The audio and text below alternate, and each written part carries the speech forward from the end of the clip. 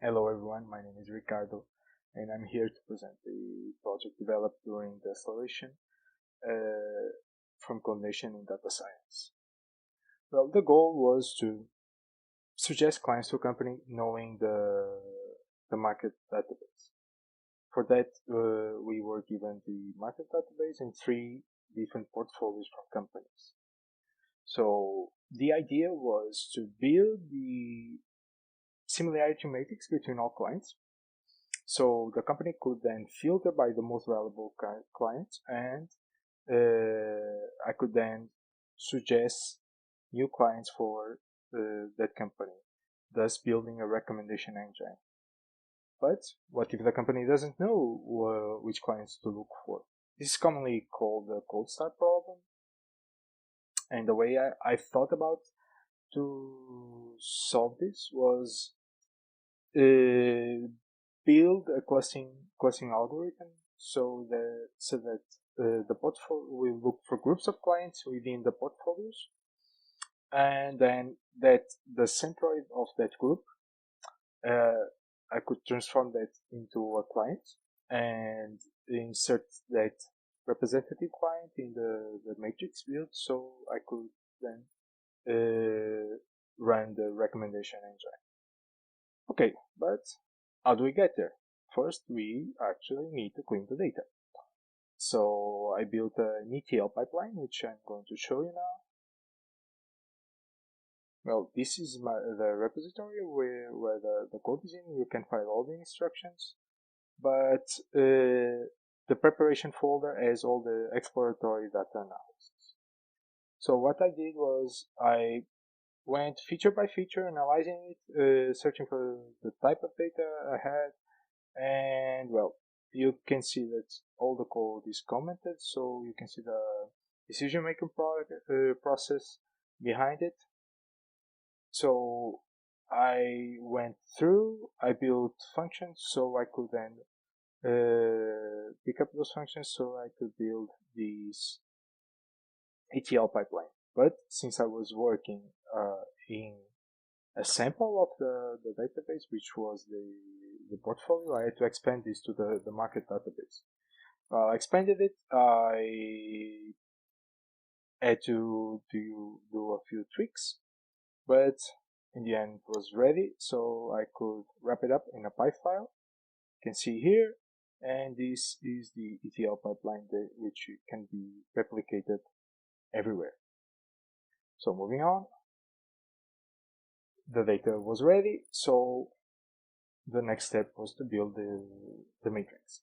But this is where I lost most of my time, because I had to test different clustering algorithms, different types of distances, and well, it was kind of delicate to find that balance between which distance to use and uh, which algorithms I could use with that distance. But in the end, I came up with the gower distance. Why the gower distance? Because it can compute both categorical and numerical data, since it uses the dice distance for categorical type and the Manhattan distance for the numerical type. This is very good because it represents expansibility. Since you can have new features and the process will remain the same. So now that the matrix for the neighbor-based recommendation engine was built, the cold start problem had to be solved. For that, I saw during my tests that the clusters needed to be with different sizes and shapes. And well, since I was working with Python, many implementations were a bit limited regarding the possibility of introducing a pre-computed distance matrix. So in the end, I arrived to K-medoids. You can see a mathematical example of K-medoids here, but why did I choose the K-medoids? Well, it was compatible with the gower distance, and it wasn't sensible to outliers. Well, I did a outlier exploration in the database. It wasn't significant, But clustering algorithms tend to be a little bit influenced by them. So if I could somehow guarantee that this wasn't going to be a problem, then I could also guarantee more expansibility, since we could have more data, and we know that it will remain with the same behavior. And well, as I said, it computed clusters of different sizes and shapes. And another main advantage was that it generated medoids instead of centroids. In this particular case, these medoids are representative clients, because it picks up the client nearest to the center of the group of clients. So it didn't need to apply a transformation to this cluster, so it was automatically. And as a downside, well, the initial medoids have to be manually imputed, but since this can generate a little bit of non-optimal solutions, there's the Clarence implementation of partition around medoids, but I didn't found one that allowed pre-computed distance matrix implemented in Python. So, well, I had to move on and I had to test my theory, so I kept my choice with K-medoids. So, how did we get there? We, well, coded everything in Python. The main libraries we used were the scikit-learn and plotly for visualizations. All the versioning was made with Git. I also use libraries such as PyClustering and the gower library. And finally, I developed the demo web application with the framework Streamlit. I'll now show you. Now, this is a code for the web app.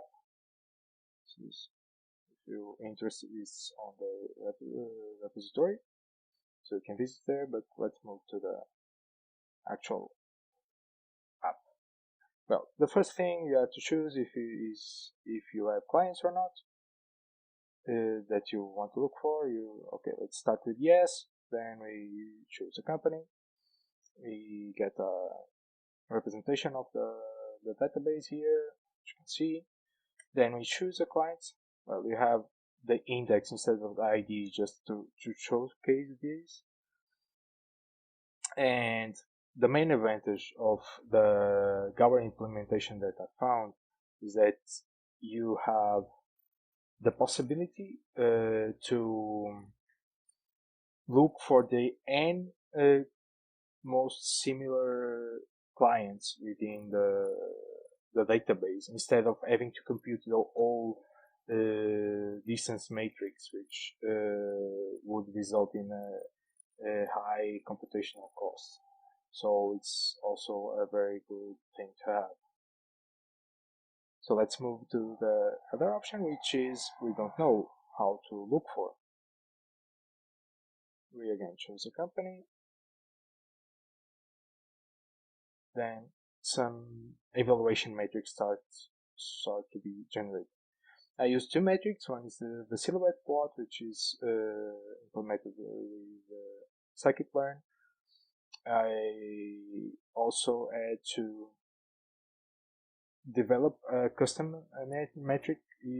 This metric is very similar to the elbow method. The main difference is that instead of having the within some squares of the clusters, we have how dissimilar they are. So the less dissimilar they are, the closer the clusters are together, the points within the clusters are together.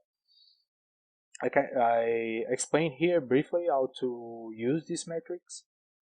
And well, you can see here the inflection point is 4, and well, I already did this before, so I know that the number 4 is a good number to look at.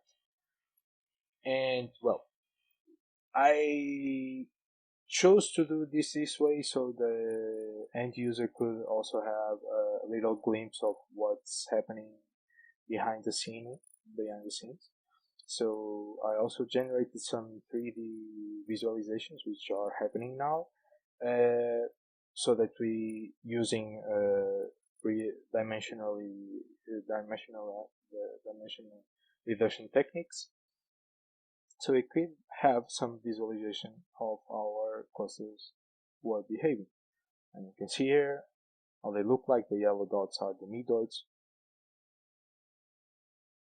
You can play around a little bit with this. I had some notes here so you could understand why there are the plots. And then we could choose the medoids generated and look for, again, the same method as before, similar clients. And with this, it's pretty much solved. You can see the same thing.